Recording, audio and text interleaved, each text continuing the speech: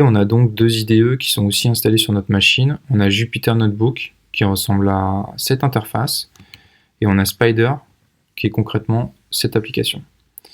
Donc Jupyter Notebook, c'est une application open source qui va vous permettre de faire du code ici, donc Python, de manière très claire. Parce qu'on a la possibilité de mettre du code dans chacune des cellules, mais aussi du texte. Et ça permet d'avoir, in fine, un déroulé de projet beaucoup plus clair, beaucoup plus lisible, et c'est beaucoup plus facile aussi de partager du code au travers d'un notebook que via Spyder.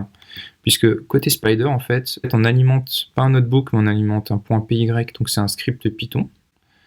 Et on a donc par contre quelque chose qui ressemble un peu plus à ce qu'on peut avoir peut-être dans son expérience passée, qui vient, si on vient un peu de SAS ou de R, ici ça ressemble un peu à RStudio, où on a l'éditeur, on a la console où on va avoir en fait le résultat du traitement ou les erreurs, et on aura aussi notre explorateur de variables qui va nous permettre en fait d'avoir l'historique des objets qui ont été chargés en mémoire dans notre Python. Et là ici en fait en mémoire on voit bien qu'il y a eu un objet A qui a été initié, c'est un entier et il vaut 3. Donc ça c'est Spyder. Et nous on va regarder un peu plus Jupyter Notebook parce que c'est l'application qu'on va utiliser ensuite pour découvrir Python. Et même si on rentre du code dans des cellules, il y a la possibilité ensuite d'exporter l'ensemble du code Python qui est dans notre notebook vers un script Python. Voilà, on fait télécharger au format et on l'exporte en .py. Et donc en 2 clics, c'est très simple ensuite d'avoir un script Python qui correspond à tout ce qu'on a pu mettre dans le notebook pour ensuite envoyer ce script à une équipe qui pourrait par exemple mettre en production notre projet. Comment se présente Jupyter Notebook? Vous avez donc les onglets qui sont plutôt classiques ici. Donc on va passer, c'est pas la peine de perdre notre temps là-dessus. Vous avez la possibilité de renommer votre notebook.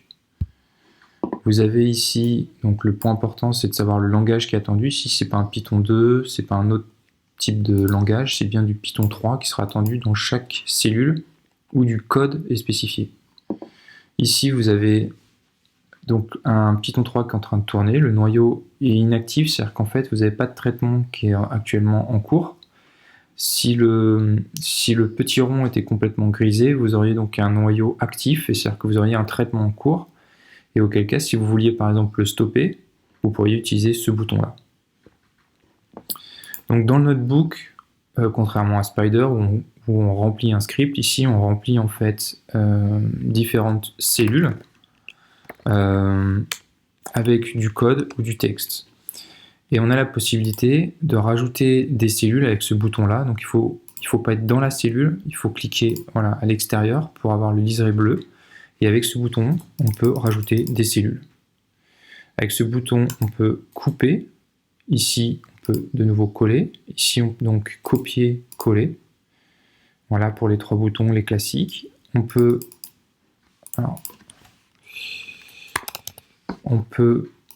déplacer une cellule, en haut, en bas. On peut exécuter du code. Donc là, ici, c'est-à-dire que je suis placé dans cette cellule. Je souhaite exécuter cette cellule, du code est attendu, j'exécute. Et là, évidemment, il me dit here is not defined, puisqu'en fait, on n'a pour le moment pas défini d'objet, surtout d'objet here. Par contre, si on avait dit markdown, par exemple, que j'avais fait exécuter, il nous aurait mis en fait une sorte de comment, title, here, ici. Et c'est beaucoup, vous voyez, que si on peut mettre donc commentaire 1, voilà. J'exécute. Ce sera donc beaucoup plus clair qu'au travers d'un commentaire inséré dans un script comme on peut le faire avec l'application Spyder. Le bouton stop pour interrompre un traitement. Là, on n'a rien qui est en cours, donc il n'y a pas lieu d'utiliser ce bouton. Ça, c'est le bouton pour redémarrer le noyau, c'est-à-dire qu'en fait, vous allez vraiment repartir avec un nouveau Python. L'ensemble des objets qui ont été créés jusqu'à présent et stockés en mémoire vont donc vont disparaître et vous allez recommencer from scratch. Là, vous avez donc la possibilité de spécifier si je rentre du code ou différents types de textes dans mes cellules. Et ce bouton-là de souvenir, je crois que c'est l'ensemble des commandes avec les raccourcis à votre dispo. Et d'ailleurs, on va regarder tout de suite les raccourcis à connaître pour être vraiment rapide sur Jupyter. Les raccourcis à connaître quand on va faire du notebook, on va commencer par A et B. Ça vous permet de rajouter, d'éviter d'aller chercher ce bouton et de rajouter des cellules soit au-dessus avec A comme above ou B comme below. Donc si je me place ici, si je fais A, ça va me rajouter une cellule au-dessus de la cellule sélectionnée et B en dessous. Et on va avoir X, ça va vous permettre en fait de supprimer une cellule si on veut nettoyer un peu le notebook. Shift plus entrée, ça va vous permettre d'exécuter du code et d'éviter d'aller chercher ce bouton-là. Si je définis un objet A, je fais Shift entrée, voilà, le traitement est effectué. J'ai effectué un traitement tout à l'heure. Donc là, on n'est pas à mon premier traitement, c'est mon troisième traitement, A égale 3. Je lui demande d'afficher A, Shift entrée, au lieu d'aller chercher le bouton exécuter, A vaut bien 3. Voilà. On a un liseré vert autour de la cellule, c'est que je suis dans la cellule, donc je peux rentrer du code ou du texte, en fonction de ce que j'ai spécifié ici. Pour sortir de la cellule, c'est Escape. Voilà. Pour rentrer, c'est Entrée. Escape, Entrée, Escape. À partir du moment où je suis avec le liseré bleu, c'est là où je peux rajouter justement mes cellules ou les supprimer.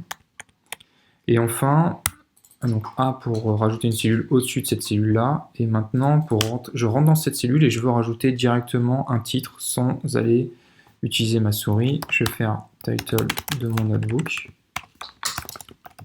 Je fais Escape, je sors de la cellule, j'appuie sur M pour Markdown, Shift Entrée pour exécuter. Et voilà, j'ai mon premier commentaire ou titre de mon notebook.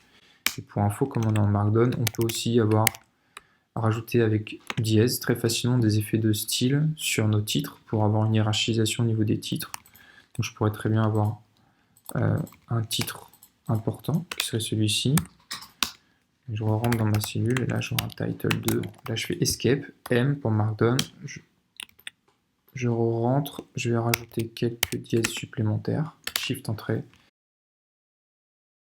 Enfin, pour finir, une dernière option pour faire du Python. Un autre outil qui est vraiment très intéressant, c'est Colab de Google. Voilà, vous allez dans Jupyter Notebook. Donc là, bon, je vous laisse, on passe toute l'explication. On va vraiment à l'essentiel. On fait fichier nouveau notebook. Ça va nous permettre d'avoir un visuel de Colab. Voilà, donc on est vraiment très proche du visuel qu'on avait ici.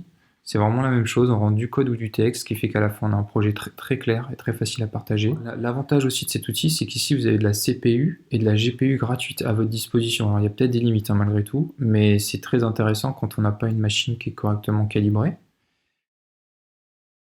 Voilà, donc si je clique sur Machine Learning, là ici j'ai beaucoup de choses intéressantes aussi à lire et à expérimenter. Donc un site aussi à avoir en tête, c'est pas seulement un outil, c'est aussi un site très intéressant.